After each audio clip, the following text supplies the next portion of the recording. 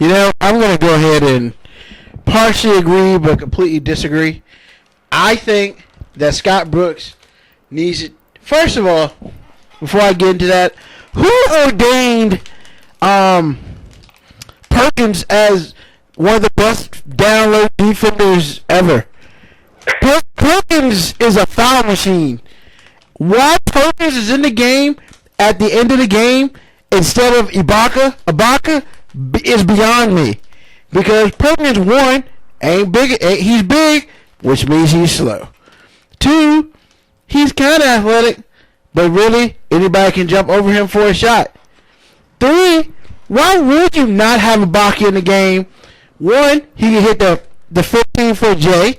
Two, he can block your shot in your face or come from the weak side. I mean, there's no shot that's given against if Ibaka's in the game. And then three, I don't understand why everybody loves Perkins. I don't get it. I think Perkins is a... Perkins brings in that toughness. He is a champion. He has played in multiple finals. But against his team, this doesn't work because they don't have a big man down low. Now, if Adonis Haslem's in the game is one thing, but let's be real. If Adonis Haslem's not in the game, he don't really need to be there because all he is a foul machine. Well, guess what? They have enough big men. If he's a foul machine, let him commit those fouls and keep people from getting those N1. Exactly. I agree with you as far as Ibaka, but also you have to keep this in mind too. You can't have Ibaka and Kendrick Perkins in the game. Well, exactly. But in the end of at the later stage of the game, why have Perkins in there? Because everybody for the Miami Heat is in there is extremely athletic, and Perkins is an anchor.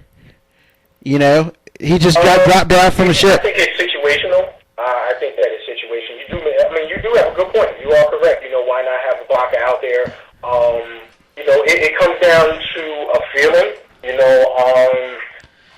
I really, you know what? Y'all want to call me the basketball guru? I don't have an answer for that one right there. All right. Also, the greatest defensive lineup that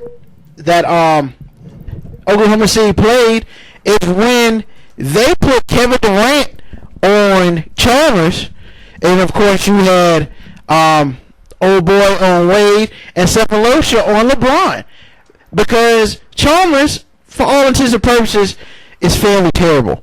You put somebody like Durant on him, and he's done. He can't do anything. Durant's tall enough. He hasn't done anything the whole series. Exactly. But in the third quarter, but in the second and third quarter, when they went to that lineup, they shut the Heat down completely because they obviously going to throw it inside because they got nothing there. And then you got Cephalosha has played great defense on LeBron. Then they switched him to Wade. I get that, but I feel like if you're going to take Cephalosha off Wade, off LeBron, why don't you put Ibaka on LeBron?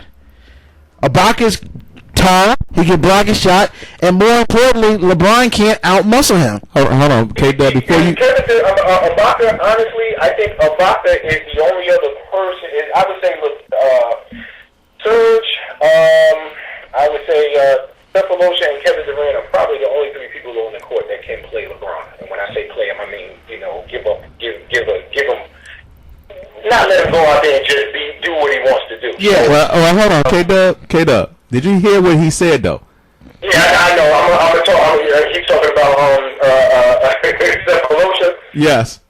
Yeah, I know, because last week you do remember that you said that Cephalosha was garbage, and I want to say he had 27. Okay. Yeah. That same night that you said. That's very true. Yes. He did have 27, and that's great for Cephalosha. But if I'm correct, Cephalosha ain't done much since then. And what's up with Ibaka right now? Giving them fuel. Well, I think you know what? That would have been a conversation that he would need to keep that in the locker room. Him saying, and for those that don't know, Serge Ibaka made a comment stating that LeBron James was not that great of a defensive player, and that he's good for 2 to 3 minutes, but he's not a good defensive player for 48 minutes. He's not. Sure, because of the fact that he is all defensive selection, and this is not reporters. These are the coaches. So I don't know what Serge was trying to do. For all we know, to tell you the truth, it may be him trying to get a rise out of Kevin Durant. You know, I would not be surprised tonight, man, if y'all see Kevin Durant go for 40 or more. Well, he may be trying to get a rise out of Kevin Durant, but what about Magic Johnson and Stephen A. trying to get a rise out of Westbrook, talking about how poorly he's played? Well, if you're going to check down Stephen A. Smith, Magic Johnson, who's probably considered one of the best point guards, if not in the top 2, top 3 best point guards of all time, if Magic Johnson is to say something, then Russell Westbrook needs to listen. Russell Westbrook is not your typical point guard. No, he's not. And I'm sick of Magic Johnson just destroy. You know, man, Magic Johnson was my idol growing up, and I'm a Lakers fan. I love Magic Johnson, but right now he's in the same category as Joe Theismann, the formers, and all they talk negative about is the teams they came from. Magic Johnson is so negative about the point guards of now. It's sad. Unless you're like 4 years old, Steve Nash still playing point guard, and you averaging 9 assists a game, and yada, yada, yada. If you average more than like 15 points a game, Magic Johnson don't like you. And I'm sick of Magic Johnson talking all that crap. He was the greatest person ever. He shows love to Rajon Rondo. He shows love to a number of other point guards. He shows. You have to also understand where he's coming from. You talking about Magic Johnson? I almost said something to put money in the bucket. But yeah, we talking about Irving. If anybody is to talk about anybody, don't you think Magic Johnson has that right? All right, let me get in. Let me get on in this one. Let me get on. I don't think so. I don't think any of them have that right. Here's the thing with Magic Johnson. First of all, I disagree with him.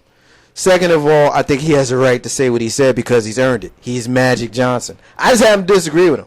I think a lot of times people want to look at other players and expect them to be what they're not. That's why you get people that say things like Kobe is the next Michael or Michael is the next Dr. J and things like that. Let cats be who cats are. Like there was a play in the game Sunday night where Russell Westbrook made a play and Jeff Van Gundy said that the play was like a Rajon Rondo play.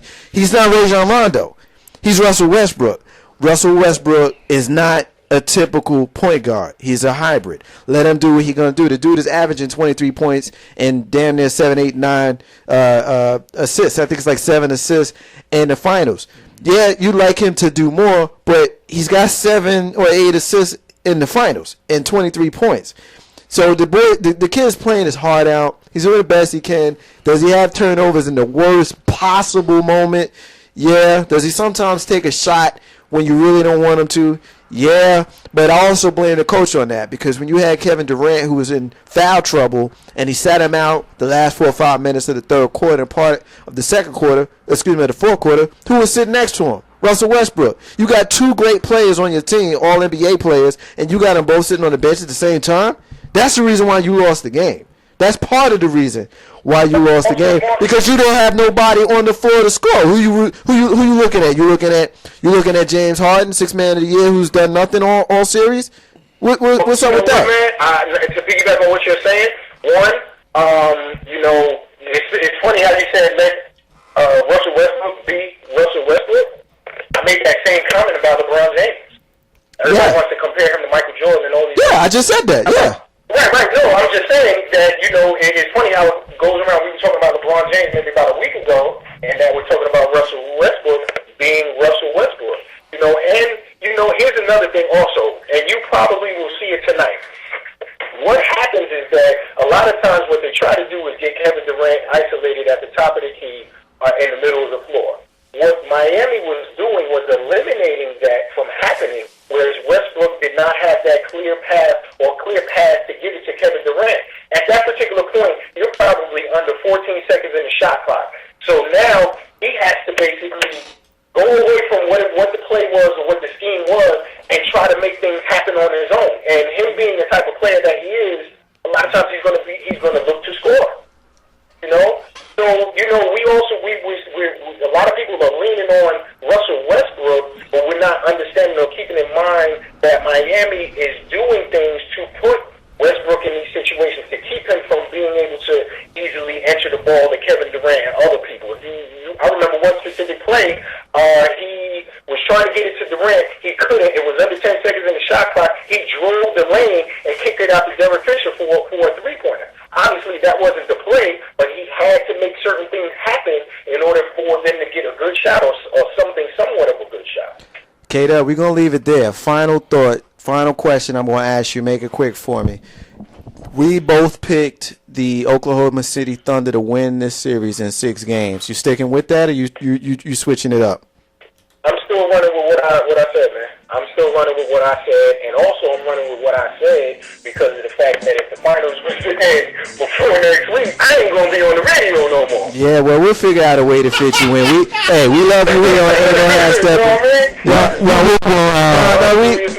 I still think Oklahoma City does have a good opportunity tonight to get a win, go back in Game 5, and basically just make it a 3-game series. So I'm still running with OKC. I will change one thing about my pick. I think that it will go 7. All right, that's what's up. Ain't No Half Steppin' with Marcus J. Dub. Even when the basketball is over, we'll figure out a way to fit you in. You ain't got to worry about it. You ain't going to lose your job. We ain't going to fire you. We'll figure out a way to get you in on the discussions that we have here each and every week on Ain't No Half Steppin' with Marcus J. Thank you so much for your contribution. We're going to talk to you next week, bro.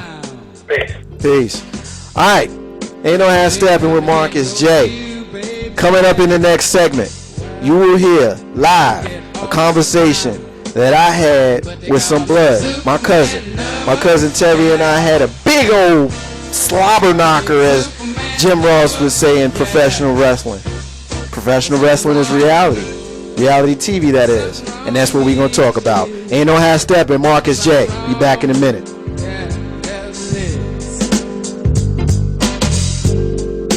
Faster than a speeding bullet.